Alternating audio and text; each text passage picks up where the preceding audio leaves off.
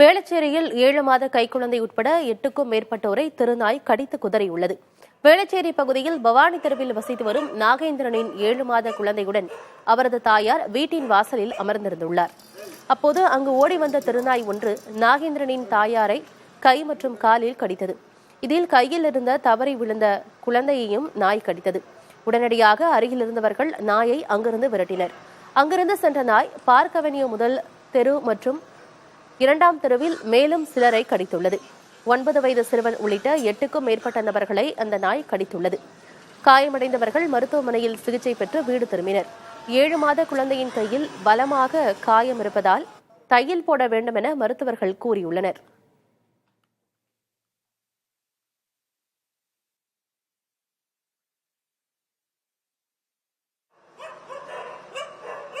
இல்ல நாங்க எதுவுமே பண்ணவே இல்லை. நான் பாட்டுக்கு பேத்தியை வச்சு வேடிக்கை பார்த்துட்டு தான் இருந்தோம். நாய் எப்படி வந்தது எப்படி கடிச்சதுன்னு கூட தெரியல. கடிக்கவும் தான் எனக்கு தெரிஞ்சது. வழியை பார்த்தா நாயின்னு தெரிஞ்சிச்சு. நான் பேசாம உட்காந்து குழந்தைய மட்டும் வேடிக்கை மட்டும் தான் காட்டிட்டு இருந்தேன். கடிச்ச இடத்துல சுத்தி ஊசி போட்டாங்க. அதனால இப்ப தையல் போடக்கூடாது, திங்கக்கிழமை வாங்க போடலாம்னு சொல்லியிருக்காங்க. நாயோட தொல்லைகள் இருக்கு.